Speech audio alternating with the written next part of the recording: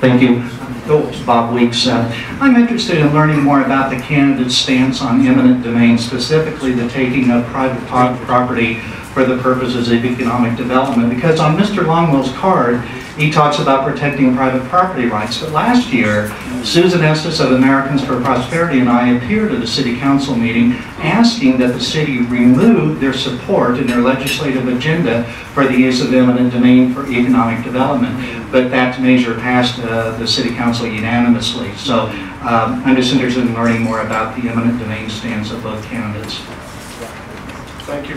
Thank you for bringing up an issue that was a major point that I tried to emphasize, because about 4.5 to 5 years ago, the U.S. Supreme Court, in an act of judicial intemperance by a 5-member majority, and I recommend very highly anyone interested in this case, it's the infamous Kelo decision, which I believe will live in judicial infamy, just like the Obamacare decision last week. The Kelo decision basically gave unlimited authority to local units to be able to condemn property for almost any reason, as long as it was labeled economic development. We had a case up in northeastern Kansas where a fellow who owned a used car lot, excuse me, a used car lot, lost his property because the city condemned it so that they could turn it over to a neighboring BMW dealership because they wanted to increase tax assessed valuation. That should not have occurred.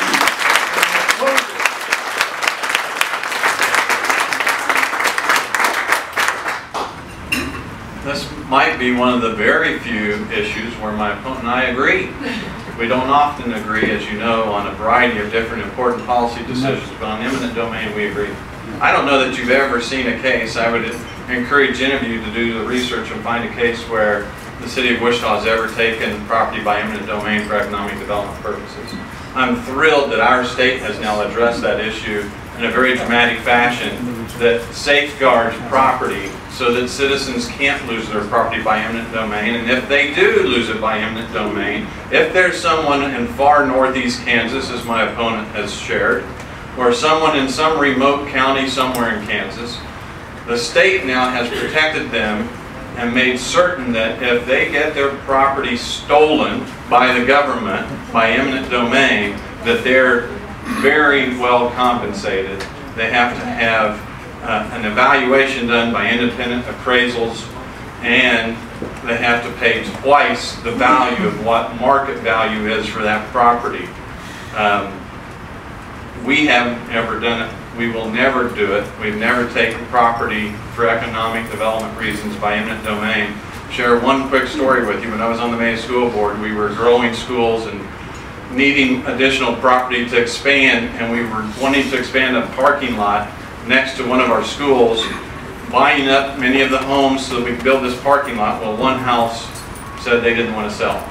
Actually, they did. Their house was valued at $45,000. They said they wouldn't sell for a penny less than $95,000. I'm not sure that that's a great use of public dollars when we throw that kind of money. I think we ended up offering them something like $65,000, and they turned it down. They said, take us by eminent domain. Drive out to Mays and drive next to Central Elementary School, you'll see a parking lot built around a house. We were not going to take it by eminent domain, and the house still says that. We're not going to do those kinds of things. I've never done those kinds of things in my 17 years of government. Not going to start now. The question is, what does he intend to do for me as a Sedgwick County resident and not a member of the city of Wichita or any other small city? You know, I served on the May School Board for 12 years in a variety of different leadership positions where I served the entire school district. They liked the way that I served. They asked me to serve as a government liaison person for that district, and I attended several meetings in Washington, D.C. on behalf of the state of Kansas because they liked the way that I served citizens. As I've served for, as you pointed out, the citizens of Wichita, I also serve on Regional Economic Area Partners group that's made up of 37 different municipalities around the area. Here's what I'm going to do that's going to directly help you. We're going to develop economic development policies that allows our community to compete. We're going to solve some of those west side Sedgwick County flooding issues. We're going to build infrastructure so that we have a safer community. Clear differences in this race is supporting those needed infrastructures. One example is I voted to support the changes needed to improve Kellogg and 235 interchange. Dangerous interchange, absolutely needs fixed. It affects everybody in that part of the county, not just the citizens of Wichita. I voted for that. My opponent did not vote for that. We need, if you look out in western edge of the city, we have 4 projects under construction right now. Someone complained, why are you doing 4 projects in 1 year? I said, because the short answer is we have 4 more that we need to do next year. So tell me which projects you want to delay. Because of my track record of living within our means, we've been able to put money into public safety. We have a new fire station at 135th and 21st Street during my 5 years. We put more money in public safety. We put more money in streets and roadways and lived within our means. I'll continue to do that when I fight for all of Sedgwick County, because I think we need additional services delivered, just like the ambulance services where citizens have to wait 25 minutes. We streamline government. We're going to deliver services. I have a track record of that. I think you'll be happier at the end of the day.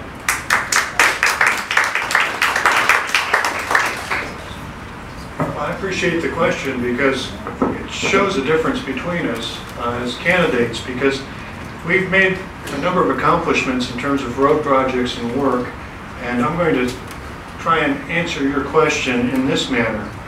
If you want increased spending, and if you want the higher taxes that are going to have to come, because the only way they can do it is bonding, and eventually it's like putting a mortgage on your community. You'll have to raise taxes to get it, or pay for it one way or another, directly or indirectly. There is a clear difference, because we are spending a significant amount of money right now on public improvements, and I think we're spending it more effectively. I'll cite one example. 21st to 29th Street on Tyler Road. The city reopened it because they had almost every other north-south arterial street blocked because of construction. And now they're saying, we're going to have to go back in and redo it. Well, I think we need a government that will do it right the first time and not have to come back and do it a second time.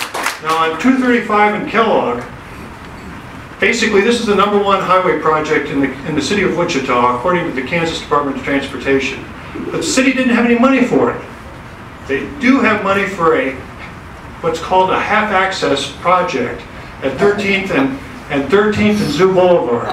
And it's going to cost over $50 million for 2 movements, or $26 million a movement. And I've been told that from an engineering point of view, this is very expensive and ineffective.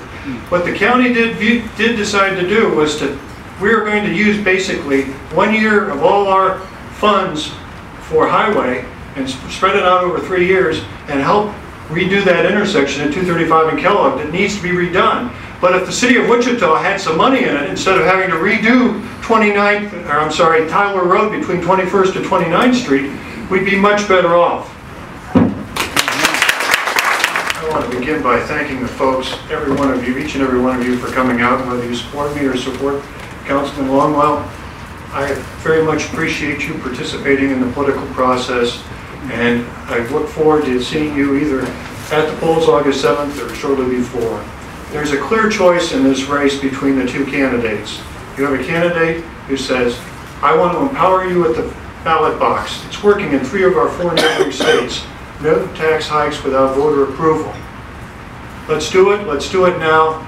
I've pushed it repeatedly at the county level. I will continue to push it as long as I have breath in my body, whether I'm in office or out of office. Now, that is a good starting point, but there is more that needs to be done. The sustainability grants, wasteful federal grants, we need local officials who will speak out and say, this nonsense needs to stop and needs to stop now. And if you want that type of leadership, vote Karl Peterjohn on August 7th.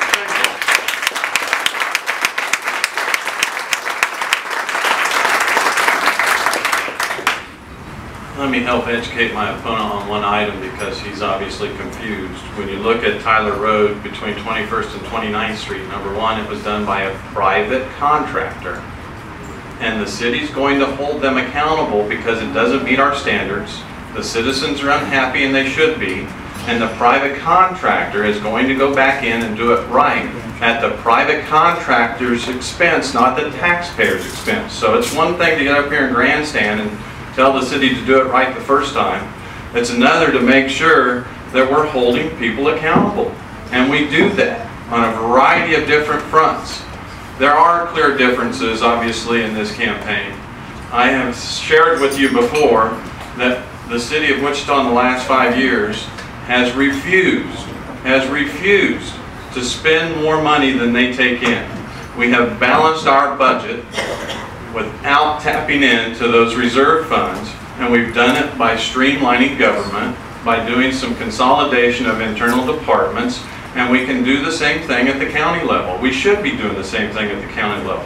I'm glad that my opponent finally acknowledged in his second term he's going to work on streamlining government. He should have started working on it in this first term, and maybe we wouldn't have had to spend more money than the county takes in for the last 3 years. So as we get deeper into this race, I hope many of you understand the importance of what we're trying to accomplish here. I would ask for you to support me on August 7th, and I look forward to seeing some of you in a more intimate setting so that I can share some of my views, because obviously we're kind of constrained in a format of this nature, and it's hard to get out all of the things that we want to focus on. But I would appreciate your support and look forward to having that vote on August 7th.